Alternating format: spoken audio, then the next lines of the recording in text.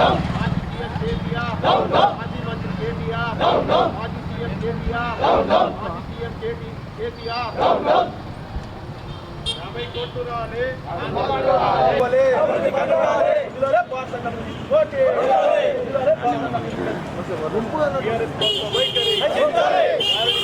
CM KCR మోసపూరిత చర్యలను కొత్త ప్రభుత్వం తక్షణమే 50 కోట్లు, రాష్ట్ర ప్రభుత్వం 50 కోట్లు, విచారణ, కొత్త ప్రభుత్వం మొగల్ జీవో పైన విచారణ, కొత్త ప్రభుత్వం మొగల్ జీవో పైన విచారణ, గారడి జీవోపై కాంగ్రెస్ ప్రభుత్వం విచారణ, విచారణ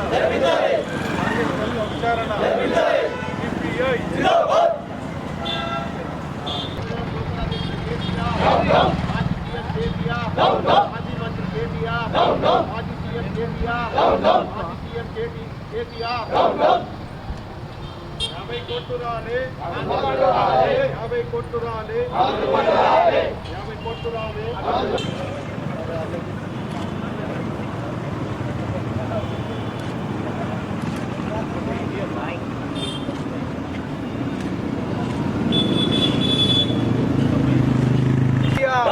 నకిలీ జీవోలు ఇచ్చిన కేసీఆర్ కేటీఆర్, టోకరా జీవోలు ఇచ్చిన కేసీఆర్ కేటీఆర్, నకిలీ జీవోలు ఇచ్చిన కేసీఆర్ కేటీఆర్, బోగస్ జీవోలు ఇచ్చిన కేసీఆర్ కేటీఆర్, నకిలీ జీవోలు ఇచ్చిన కేసీఆర్ కేటీఆర్, నకిలీ జీవోలు ఇచ్చిన కేసీఆర్ కేటీఆర్,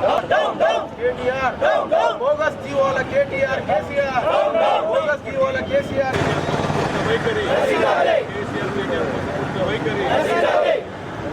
కేసీఆర్ ఎన్నికలకు ముందు 2023 సంవత్సరంలో జనవరి మాసంలో కలెక్టరేట్ ప్రారంభోత్సవానికి వచ్చేసిన సందర్భంగా ఈ ప్రాంతం అభివృద్ధి చెందడానికి జిల్లా కేంద్రాన్ని అభివృద్ధి చేస్తాం, అందుకోసమని 50 కోట్ల రూపాయలు కేటాయిస్తున్నాం, అది స్టేడియం నిర్మించుకోవచ్చని, కళాక్షేత్రం నిర్మించుకోవచ్చని, అంతర్గత రోడ్లు, డ్రైనేజీలు, అనేక రకాల సమస్యలు పరిష్కారం అయితే ఒకేసారి 50 కోట్ల రూపాయలు ఇచ్చామని చెప్పి జీవో నెంబర్ 34 ఇవ్వడం జరిగింది.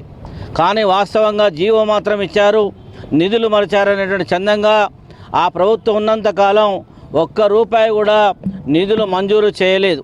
అందువల్ల మహబాద్ అభివృద్ధి తీవ్రంగా కుంటుపడిపోయింది.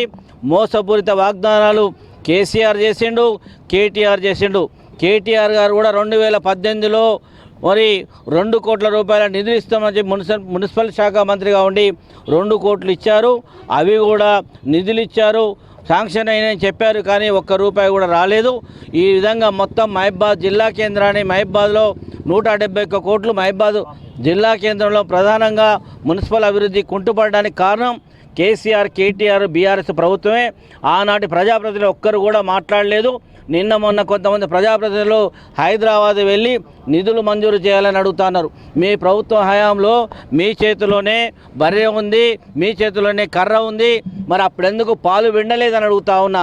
ఆ రోజు మీకు చేత కాలేదు, కానీ ఇవాళ ప్రతిపక్ష పాత్ర మీకు ఉందని చెప్పి ఆలోచిస్తాను. కానీ ప్రతిపక్షం కూడా కాదు, ఎందుకంటే 10 ఏళ్ల విధ్వంసం మహబాద్ జిల్లా కేంద్రంలో జరిగింది, రాష్ట్ర వ్యాప్తంగా జరిగింది.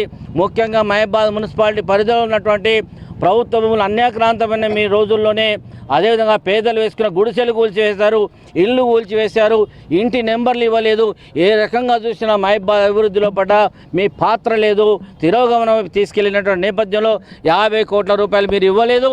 అందుకనే మీరు ఇవ్వనటువంటి వాళ్ళకు అర్హత లేదనే పద్ధతుల్లో ఇవాళ మీరు ఇచ్చినటువంటి మోసాన్ని ప్రజలకు తెలియజెప్తూనే రెండో వైపున కాంగ్రెస్ ప్రభుత్వం అధికారంలోకి వచ్చి 10 నెలలు గడిచిపోయింది, 11 నెలలు కావస్తూ ఉంది. మీరు ఇప్పటికైనా మున్సిపల్ అభివృద్ధి కోసం పూనుకొని మీరైనా సరే ఇక్కడ అభివృద్ధి నిధులు ఇవ్వాలని చెప్పి మహబాద్ అభివృద్ధి కుంటుపడిపోయింది గత ప్రభుత్వం వల్ల. మీరైనా కూడా దీన్ని పట్టించుకోవాలని చెప్పి ఈ ప్రభుత్వానికి ఇక్కడ ప్రజాప్రతినిధులకు డిమాండ్ చేస్తున్నాం, విజ్ఞప్తి చేస్తున్నాం. మీరు కూడా ఆ పద్ధతుల్లో పోకుండా ఆలోచన చేయాలని కోరుకుంటూ ఈ నిరంకుశమైనటువంటి పాలనలో వచ్చినటువంటి మోసపూరిత జీవోలను ఇవాళ శిరాభిషేకం చేశాం. మీరు పాలాభిషేకం చేసుకున్నారు. ఏ పని చేసినా చేయకపోయినా పాలాభిషేకం చేసుకున్నారు. ఇక్కడ పైలాన్ కట్టిన 50 కోట్లు అని చెప్పి ఆ పైలాన్ కూడా ఇవాళ ఉత్సవ విగ్రహంగా ఉంది కాబట్టి దానికి నల్లగుడ్డతోటి నిరసన వ్యక్తం చేస్తూనే మీ జీవోలపైన శిరాభిషేకం చేశాం. ఇప్పటికైనా కూడా ప్రభుత్వం ఇచ్చినటువంటి జీవోలపైన విచారణ జరపాలి. ఆ 50 కోట్లు ఈ ప్రభుత్వం కేటాయించాలని చెప్పి డిమాండ్ చేస్తూ ఈ నిరసన కార్యక్రమాన్ని కొనసాగిస్తాం.